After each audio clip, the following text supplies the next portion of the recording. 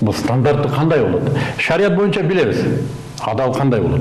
Эми ошону турмушка стандарттык негизде алып кирүү бул оңой нерсе эмес. Бул оңой нерсе эмес. Бир эле азыркы мына дүйнөлүк тенденцияны айтайлы. Дүйнөлүк тенденцияны карагыла. Мен Кыргызстандагы барбы жокпу аны айтпайм, анткени али мен толук кандуу мунун баарына жетише элекмин изилдегениме. Бирок дүйнөлүк тенденцияда ун маселесин карап көрүңүздөр. Талаага чычкан кирет. Будай талаасына. Чычкан түшүмдүн 30%га чейинкисин жеп кетет.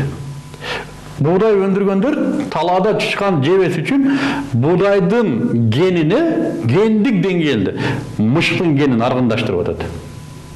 Мышыктын гени. А бул жеп аткан нанбы же мышыкпы? Мышык шарият боюнча арам. Мына сага стандарт керекпи? Же болбосо күрүч. Күрүчкө аябай жанагы вредитель деп коет. Мындай бир зыянкечтер.